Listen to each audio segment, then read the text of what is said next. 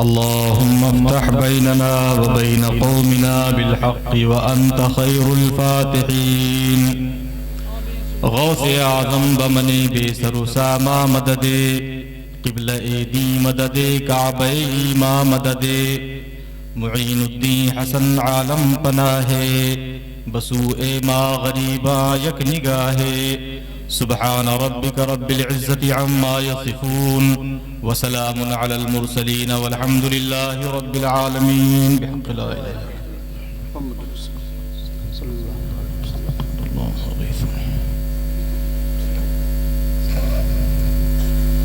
الله. الحمد لله نحمده ونستعينه ونستغفره ونستهديه ونؤمن به ونتوكل عليه ونعوذ بالله من شرور أنفسنا ومن سيئات أعمالنا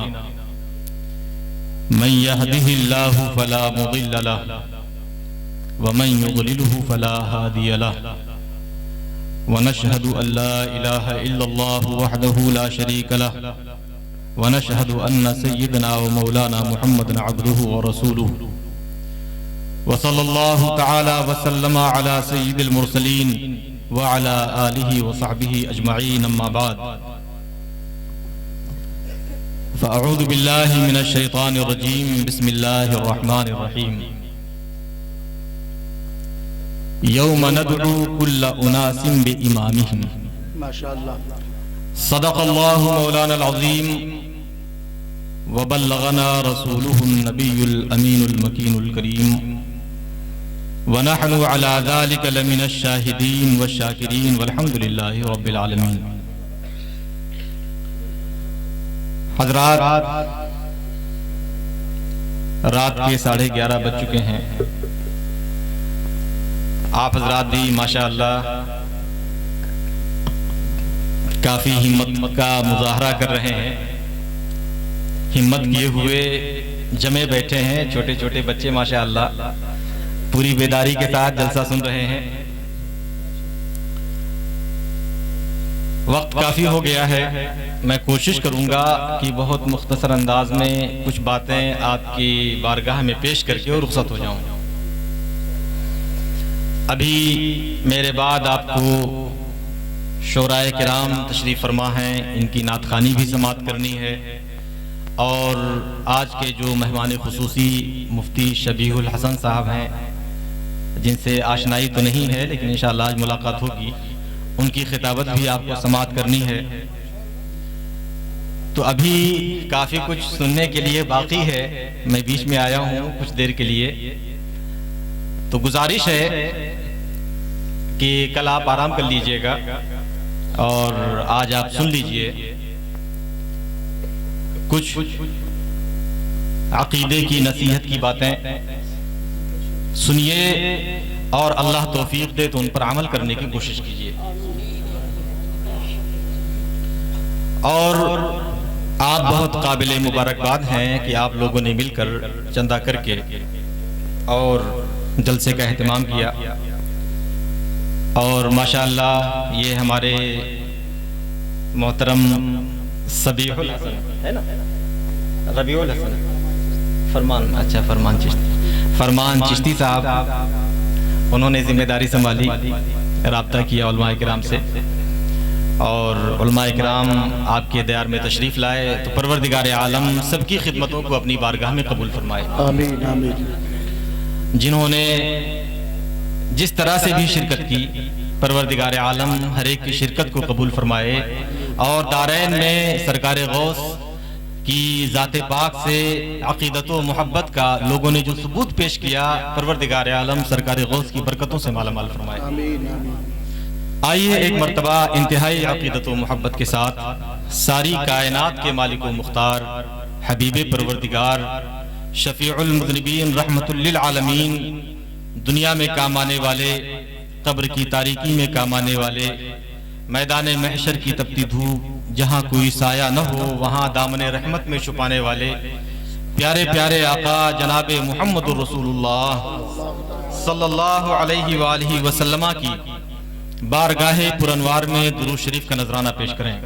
اللهم صل على سيدنا مولانا محمد صلی اللہ علی النبی الامی وآلہ صلی اللہ علیہ وسلم صلاۃ و سلام علیک یا سیدی یا رسول اللہ۔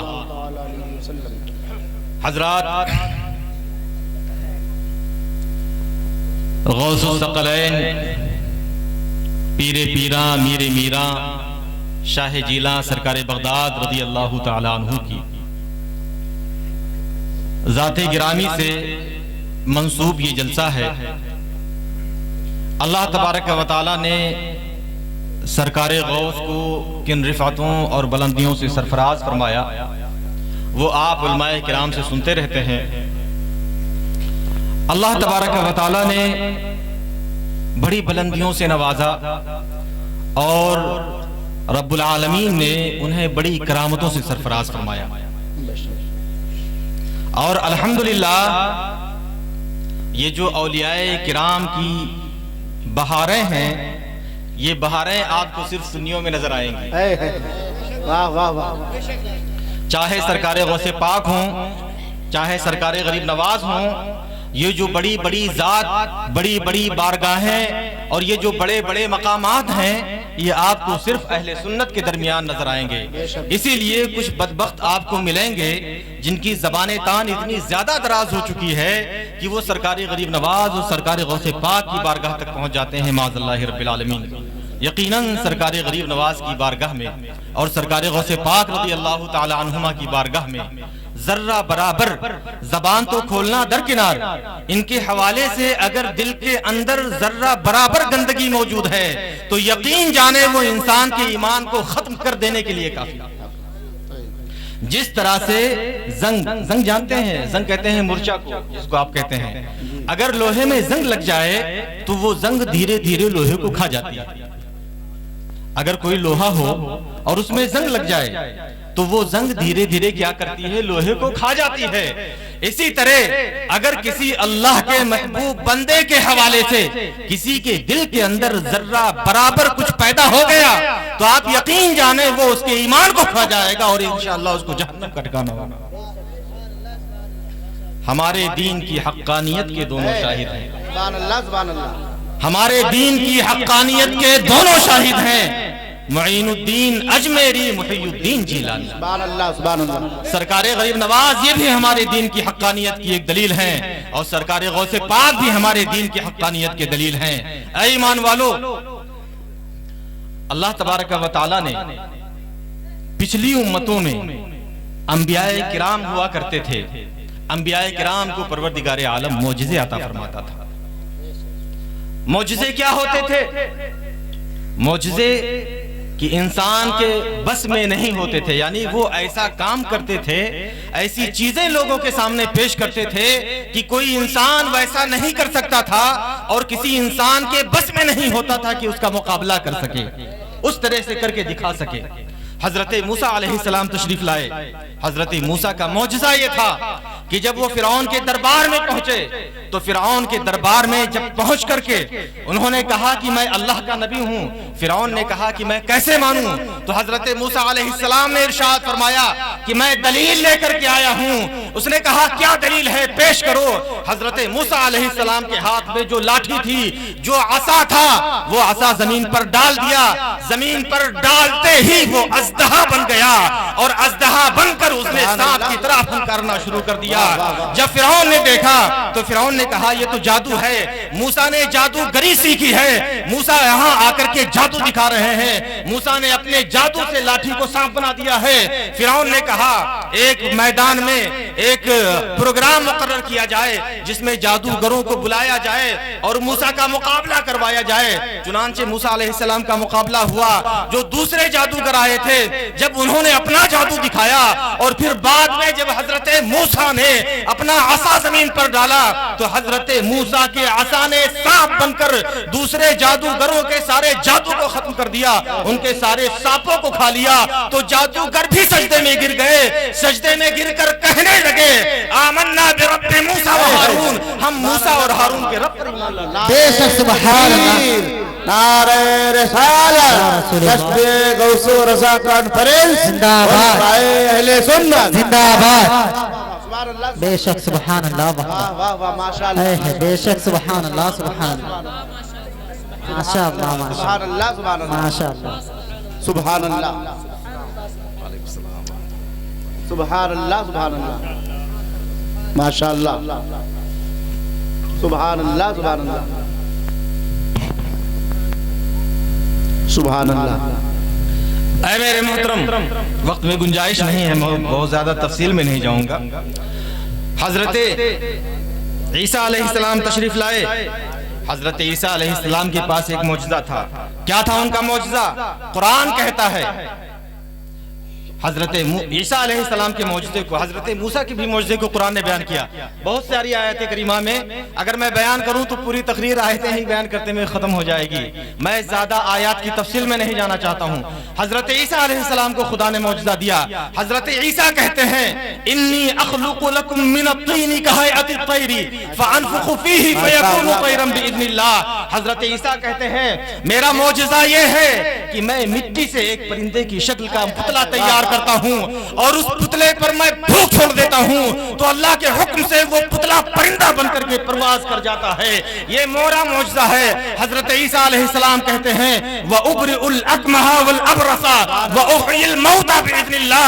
حضرت عیسیٰ کہتے ہیں میرا معجزہ یہ ہے کہ میں اگر مادر زاد اندھے کی آنکھ پر انگلی پھیر دوں تو وہ بینا ہو جایا کرتا ہے۔ میرا معجزہ یہ ہے کہ اگر کوئی سفید داغ کا مریض ہو، اگر کوئی کوڑھ کا مریض ہو اور میں اس پہ اپنا ہاتھ پھیر دوں تو اس کا مرض ختم ہو جاتا ہے۔ میرا معجزہ یہ ہے کہ اگر میں مردے کو ٹھوکر مار دوں تو وہ زندہ ہو جایا کرتا ہے۔ یہ معجزات حضرت عیسیٰ کو عطا کیے گئے تاکہ لوگوں کے درمیان اللہ کے لائے ہوئے دین کی حقانیت کو ثابت کر سکیں۔ لیکن جب امت رسول اللہ آتی ہے، ہمارے پیغمبر کا جب زمانہ آتا ہے تو ہمارے پیغمبر کو رب العالمین نے قرآن کی شکل میں معجزہ دے دیا جو قیامت تک کے لیے ہے اور قیامت تک چیلنج کرتا رہے گا کہ اے انسانوں، اگر تمہیں قرآن کے اندر اللہ کے کلام ہونے میں شک ہے تو تم قرآن کا مثل تیار کر کے دکھاؤ، ثابت ہو جائے گا کہ قرآن اللہ کی کتاب نہیں ہے۔ قرآن کی شکل میں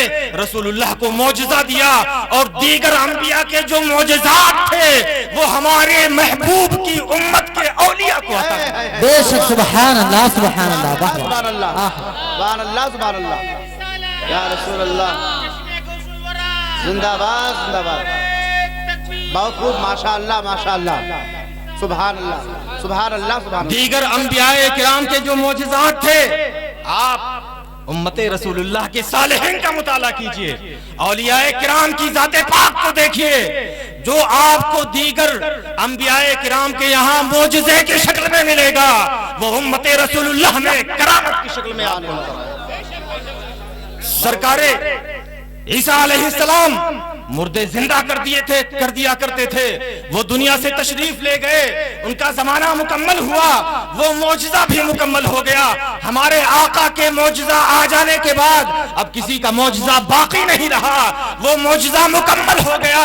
پھر جب ہمارے آقا صلی اللہ علیہ وسلم کی امت کے جب اولیاء کرام آئے تو ان اولیاء کرام میں ہمیں سرکار غوث پاک نظر آتے ہیں جو ایک ٹھوکر مار دیتے ہیں تو مردہ زندہ ہو جائے گا۔ اللہ اکبر یا رسول اللہ یا رسول اللہ زندہ باد زندہ باد زندہ باد زندہ باد۔ اللہ اکبر۔ اگر ٹھوکر مار دیتے ہیں تو مردہ زندہ ہو جاتا ہے۔ سرکار غریب نواز نظر آتے ہیں کہ اگر کوئی ان کو اپنے ملک سے باہر کرنے کے لیے نکالنے کی کوشش کرتا ہے، اگر زمین سے اٹھاتا ہے، اگر ان پر پابندیاں عائد کرتا ہے، طرح طرح کی سختیاں ان پر نافذ کرتا ہے کہ ان کو پانی نہ پینے دیا جائے، ان کو یہاں رہنے نہ دیا جائے، تو سرکار غریب نواز لوگوں کے درمیان رسول اللہ کے دین کی حقانیت کو ثابت کرنے کے لیے، دین رسول اللہ کی سچائی دکھانے کے لیے کہ جو رسول اللہ کا دین ہے یہی سچ ہے، جو رسول اللہ کی شریعت ہے یہی حق ہے، اس کی حقانیت کو ثابت کرنے کے لیے کرامت دکھاتے ہیں کہ ایک پیالہ بھیج دیتے ہیں تو پورے انا ساگر کا پانی اس میں۔ سبحان اللہ واہ واہ واہ واہ واہ سبحان اللہ۔ ہمارے دین کی حقانیت کے دونوں شاہد ہیں۔ واہ واہ واہ واہ۔ اے میرے محترم، تو اللہ تبارک و تعالی نے جو اس امت کے اولیاء ہیں ان کو بہت بلند مقامات عطا کیے ہیں، اور سرکار غوث پاک رضی اللہ تعالیٰ عنہ کا تو کہنا ہی کیا، سرکار غوث پاک کی عظمتوں کا تو اعتراف ان لوگوں نے بھی کیا ہے جو اولیاء کرام کی بارگاہ میں بیعتیاں کیا کرتے تھے۔ یہ ہماری اسٹیج پر ذمہ دار بیٹھے ہوئے ہیں، جانتے ہوں گے ابن تیمیہ کے بارے میں، آپ لوگ نہیں جانتے ہوں گے۔ یہ وہ شخص ہے کہ آج جو یہ وہابیت اور دیوبندیت یہ جو پھیلی ہوئی ہے، اگر تاریخ میں پیچھے جا کر اس کا کوئی بانی تلاشا جائے تو ابن عبد الوہاب نجدی بانی نہیں ہے، یہ تو بعد میں آ کر مرے ہوئے عقیدے کو اس نے زندہ کیا ہے۔ اگر بانی تلاشا جائے تو ابن تیمیہ بانی آپ کو ملے گا، اور ابن تیمیہ اپنے فتاوی میں لکھتا ہے کہ ارے عبد القادر جیلانی رضی اللہ تعالیٰ عنہ کی جو کرامتیں ہیں وہ ایسے تواتر کے ساتھ ثابت ہیں کہ ان کا انکار نہیں کیا جا سکتا، سبحان اللہ، انکار کرنے کی گنجائش نہیں ہے، ایسے تواتر کے ساتھ ثابت ہیں۔ اور صرف اس نے اتنا نہیں کہا بلکہ ایک کرامت بھی بیان کر دی۔ ابن تیمیہ نے سرکار غوث پاک کی اپنی کتاب میں ایک کرامت بھی بیان کر دی۔ اگر کبھی کسی وہابی سے ملاقات ہو، غیر مقلد سے ملاقات ہو، اور سرکار غوث کی بارگاہ میں وہ کچھ کہے تو اس سے کہو جا کے ابن تیمیہ کو پڑھو جو خود سرکار غوث پاک کی عظمتوں کا اعتراف کرتا ہے، ان کی کرامتوں کو اپنی کتاب میں بیان کرتا ہے۔ بے شک، سبحان اللہ سبحان اللہ۔ ابن تیمیہ کہتا ہے کہ ایک مرتبہ سرکار غوث پاک رضی اللہ تعالیٰ عنہ تقریر فرما رہے تھے، سبحان اللہ، غوث کی تقریر، سبحان اللہ، کیا سبحان کہنا۔ اللہ۔ آج کل تو تقریر کا کوئی معیار ہی نہیں رہ گیا ہے نا۔ مجھ سے قبل آپ نے 2 تقریریں سماعت کی، ایک تو ہمارے استاذ گرامی حضرت حافظ و قاری ظہیر خان صاحب قبلہ مدد اللہم العالی، جنہوں نے اس گناہگار ناچیز جو میں حضرت کا شاگرد ہوں، پورا حفظ میں نے حضرت کی بارگاہ میں کیا ہے، یہ ان کا کرم، ان کی ذرہ نوازی ہے جو میرے بارے میں کچھ کلمات ارشاد فرما دیتے ہیں۔ میں تو یہ سمجھتا ہوں میں کسی لائق نہیں ہوں، یہ حضرت کی دعائیں ہیں، اللہ تبارک و تعالی حضرت کی ان کلمات کے صدقے میں ان کلمات کے مطابق اللہ ہم کو بنا دے۔ تو حضرت تو حافظ و قاری ہیں، لیکن الحمدللہ کافی قابل ہیں، اور بہت سے سند یافتہ عالموں سے زیادہ قابل ہیں۔ جو حضرت سے واقف ہیں وہ جانتے ہیں، حضرت پڑھے لکھے ہیں، قابل ہیں، سند یافتہ بہت سارے لوگوں سے قابل ہیں۔ اور ایک تقریر اور آپ نے سماعت کی، میں آپ کو بتاؤں، علماء کرام نے باقاعدہ یہ فتویٰ دیا ہے کہ غیر عالم کا تقریر کرنا ناجائز ہے، اس لیے کہ وہ کھڑے ہو کر کیا عائشہ بکنا شروع کر دے۔ لیکن مصیبت یہ ہے کہ اگر کوئی کچھ بک جائے اور اس کی آپ اصلاح کر دیجئے تو وہ ناراض ہو جائے کہ کیسے ان کی ہمت، ان کی کیسے ہمت، بتائیے انہوں نے میرے بارے میں ایک جبہ قبہ دستار سب لپیٹ کر کے آگے، اور اس کے بعد میں جو چاہا ہے باشد اللہ کے بارے میں کیا بولنا ہے، رسول اللہ کے بارے میں کیا بولنا ہے، صحابہ کے بارے میں کیا الفاظ استعمال کرنے ہیں، منہ سے کیا نکل رہا ہے، کیا بک رہے ہیں، کچھ اندازہ نہیں رہتا۔ میرے محترم، میں کیا بتاؤں آپ سے، سرکار فاروق اعظم رضی اللہ تعالیٰ عنہ کے زمانے میں آج کل نہ تو نعت خوانی کا کوئی معیار ہے، شاعری کا، نہ ہی تقریر کا کوئی معیار ہے۔ سرکار فاروق اعظم کے زمانے میں ایک صحابی ہیں حضرت لبید ابن ربیعہ، جو زمانے جاہلیت کے بڑے شاعر تھے۔